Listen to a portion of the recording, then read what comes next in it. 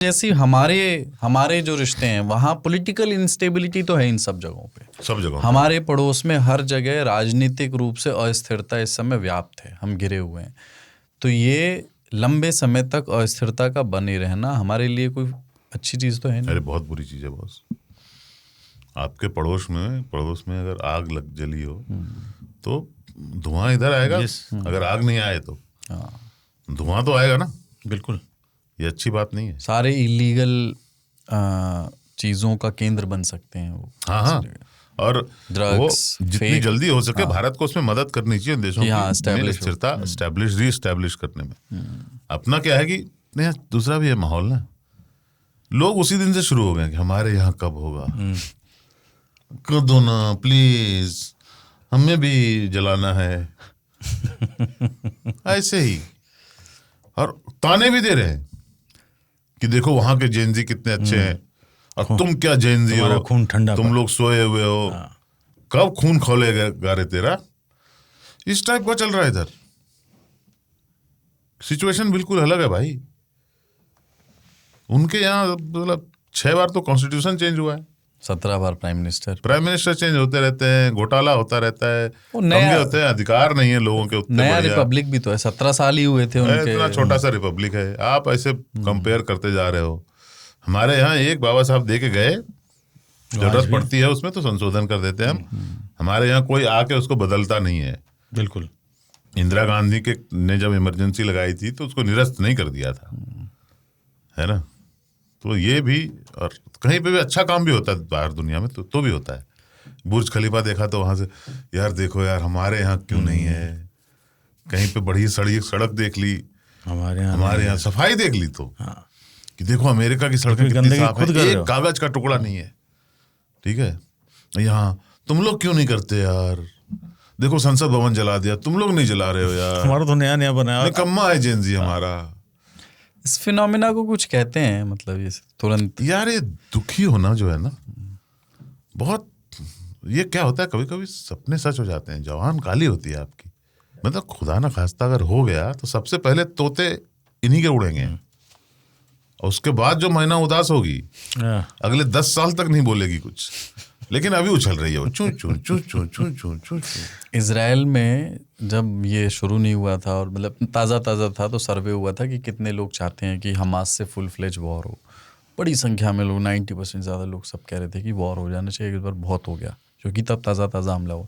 अभी रिसेंट एक सर्वे है जिसमें ज़्यादातर लोग ये चाहते हैं कि अब इसको जो भी करो, बातचीत करो, ख़त्म करो।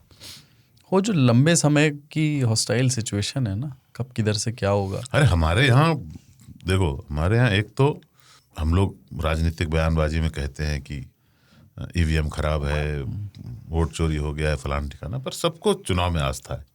अंदर से सब चुनाव लड़ते भी हैं, क्योंकि सबको पता है कि यार ये कॉम्प्लेक्स सिस्टम इतना है, जो एसवाई कुरैशी के शब्दों में कि हमारा इलेक्शन का सिस्टम ऐसा कॉम्प्लेक्स है कि इसको कोई रिग तो कर नहीं पाएगा पूरी तरह से।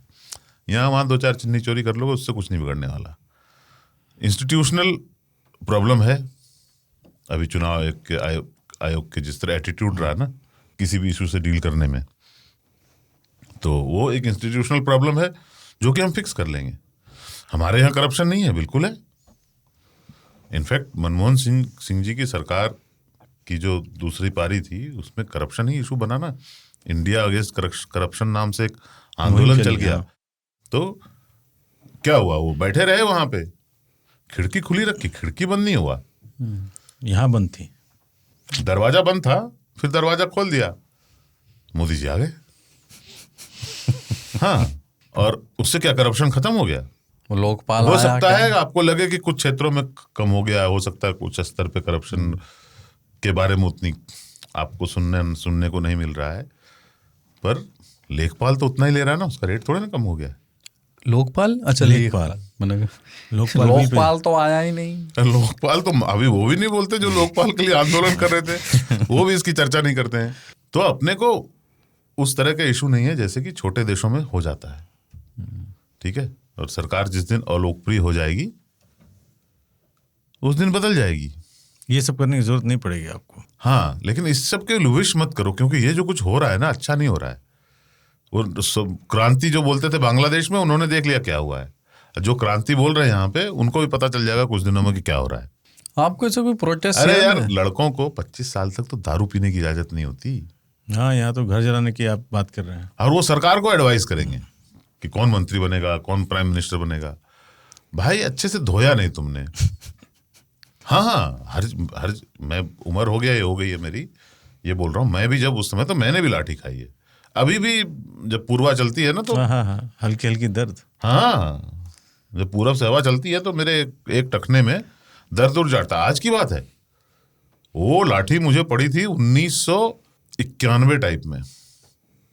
पहले लोग कहते थे 1991 कि में। पुलिस की लाठी पड़ जाए ना तो पुरवाई में याद आएगा। तो अरे भाई, लाठी के आगे एक गोल था कुछ, ठीक है, सीआरपीएफ की लाठी थी, पूरा होगा।